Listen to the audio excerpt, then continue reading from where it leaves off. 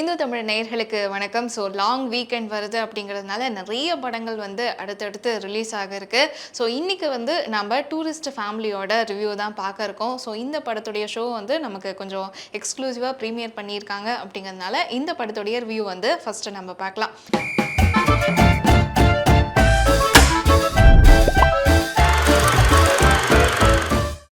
Sasikumar, Simran, MS. Bhaskar, Ramesh Tilak உள்ளிட்ட பலர் நடிச்சிருக்கக்கூடிய tourist family இந்த படத்துடைய ட்ரெய்லர் கட்டே கொஞ்சம் இன்ட்ரெஸ்டிங்காக தான் இருந்துச்சு. ஸோ படம் அந்த ட்ரெய்லர் கட்டுக்கு சாட்டிஸ்ஃபை பண்ணியிருக்கா, ஜஸ்டிஃபை பண்ணியிருக்கா அப்படிங்கிறத இந்த ரிவ்யூவில் பார்க்கலாம். இலங்கை வல்வேட்டி துறையை சேர்ந்த சசிகுமார் அண்ட் ஃபேமிலி இலங்கையில் ஏற்பட்ட பொருளாதார நெருக்கடி காரணமாக போட் வழியாக ராமேஸ்வரம் சேர்றாங்க.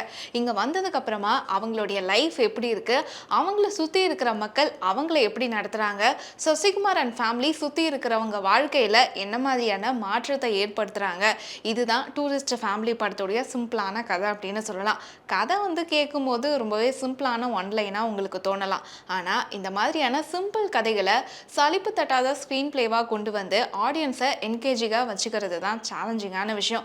அந்த சேலஞ்சிங்கான விஷயத்தை பிசுறு தட்டாமல் இயக்குனர் அபி செஞ்சுருக்காரு. கதை ஆரம்பிக்கிறதுலேருந்து கடைசி வரைக்குமே புலம்பெயர்ந்தவர்களுடைய வழிகளை டார்க் ஹியூமர் பாணியில் சொல்லியிருக்காரு. அது பல இடங்களில் ஒர்க் அவுட்டும் ஆகியிருக்கு. புலம்பெயர்ந்தவர்கள் அப்படின்னு சொல்லும்போது அவங்க சந்திக்கக்கூடிய பிரச்சனைகள் இது மட்டும்தான் அப்படின்னு சொல்லிட்டு நம்மளால் ஃப்ரேம் பண்ணவே முடியாது. அந்த அளவுக்கு நம்ம கற்பனைக்கும் எட்டாத, நினச்சி பார்க்கவே முடியாத பல கொடுமையான பிரச்சனைகளை அகதிகள் சந்திச்சுட்டு தான் இருக்காங்க. இந்த படத்துடைய கதை ஒரு குடும்பம் நாடு விட்டு நாடு வராங்க. அந்த சமயத்தில் அவங்களுடைய எமோஷனல் ஸ்ட்ரகிள்ஸ் என்னென்ன அப்படிங்கிறது தான் டீல் பண்ணியிருக்கு. ஸோ படத்துடைய main leads Sasikumar and Simran குடும்பத்துக்காக எதையும் செய்ய தயாராக இருக்கிறது, ஒய்ஃப் கூட ரொமான்ஸில் உருகிறது, பக்கத்தில் இருக்கிறவங்க கூட மனிதத்தன்மையோடு நடந்துக்கிறது அப்படின்னு சொல்லிட்டு வழக்கம் போலவே குறையில்லாத ஒரு நடிப்பை தான் சசிகுமார் கொடுத்துருக்காரு. ஸோ என்னதான் அவர் இலங்கை தமிழில் பேசினாலும் சில சீன்ஸில் சுப்பிரமணியம் சசிகுமார் லைட்டாக வெளியே தெரிகிறாரு அப்படிங்கிறது மறுக்கவே முடியாது. ஸோ படத்தில் சிம்ரன் சசிகுமாரோடைய ஒய்ஃப் கேரக்டர், அதாவது குடும்ப தலைவி. ஸோ இந்த படத்தில் எந்த அளவுக்கு நான் ஒரு சீனியர் ஆக்டர் அப்படிங்கிறத ஒரு மெச்சூர்டான நடிப்பு மூலமாக எகைன் ப்ரூவ் பண்ணியிருக்காங்க. படத்தில் சசிகுமாரோடைய பெரிய பையன் தொடங்கி எம்.எஸ். பாஸ்கர், பக்ஸ், ஸ்ரீஜா ரவி, யோகி பாபு, ரமேஷ் திலக், அப்புறம் ஒரு போலீஸ் கேரக்டர் வரும். ஸோ இந்த எல்லா கேரக்டர்ஸுமே ரொம்பவே லைவ்லியாக இருக்குது. அண்ட் அவங்க வர சீன்ஸ் எல்லாமே ரொம்ப என்கேஜிங்காக இருக்குது.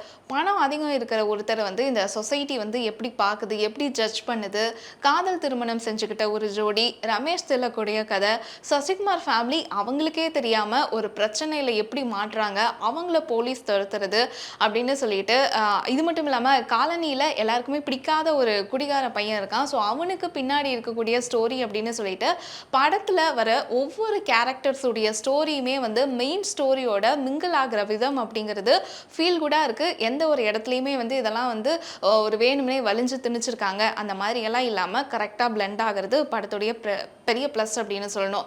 அதுலேயும் சசிகுமாரோடைய ரெண்டாவது பையனாக வர அந்த குட்டி பையன் கேரக்டர் ரொம்பவே ஸ்மார்ட்டாக ரசிக்கும்படியான ஒரு ரைட்டப் தான் கொடுத்துருக்காங்க. ஸோ இந்த ஃபீல் குட் எல்லாம் ஃபர்ஸ்ட் ஹாஃப் வரைக்குமே ரொம்பவே என்கேஜிங்காக ஒரு மாதிரி மூவ் ஆகுது. அதுக்கப்புறம் செகண்ட் ஹாஃப் ஸ்டார்ட் ஆகி ஒரு 10-15 நிமிஷம் வரைக்கும் இந்த ஃபீல் குட் அப்படிங்கிறது கொஞ்சம் ஓவர்ஃப்ளோ ஆகுதோ அப்படின்னு தான் சொல்லணும். குறிப்பாக செகண்ட் ஹாஃபில் சசிகுமாரை கடவுள் ரேஞ்சுக்கு கொண்டு பேசுகிறதும், பல வருஷமாக ஒரு காலனிக்குள்ளே இருக்கிறவங்க அக்கம் பக்கத்தில் பேசிக்காம இருப்பாங்க, அதுவும் இவங்க எல்லாத்தையுமே சசிகுமார் வந்த ஒரு 10-15 நாள்லையே ஒன்று சேர்த்துடுறாரா அப்படின்னு சொல்லிட்டு இந்த மாதிரியான விஷயங்கள்லாம் அந்த சினிமா லிபர்ட்டியை யூஸ் பண்ணி கொண்டு போயிருக்காங்க. பட் அதெல்லாமே ரொம்ப ஆர்டிஃபிஷியலாக இருக்குது. அதே போல் நாடு விட்டு நாடு வராங்க அப்படிங்கும்போது அவங்களுடைய வழிகளை பல இடங்களில் இன்னுமே அழுத்தமாக பதிய வச்சிருக்கலாம். ஸோ ஆக மொத்தத்தில் இந்த டூரிஸ்ட் ஃபேமிலி எப்படி இருக்குது அப்படின்னு சொல்லி பார்த்தோம்னா, இந்த வீக்கெண்டுக்கு ஹாலிடேஸ்க்கு ஃபேமிலியோட கண்டிப்பாக பார்த்து என்ஜாய் பண்ணக்கூடிய ஒரு ஃபீல் குட் மூவி தான். ஸோ இந்த மைனஸ்லாம் தவிர்த்து ஃபர்ஸ்ட் ஹாஃப் என்கேஜிங்காக இருக்குது. செகண்ட் ஹாஃப் அப்படிங்கிறது கொஞ்சம் ட்ராமட்டிக்காக ஃபீல் ஆகுது. மற்றபடி இந்த ஃபீல் குட் அப்படிங்கிறது வீக்கெண்டில் ரசிக்கக்கூடிய ஒரு படம் தான்.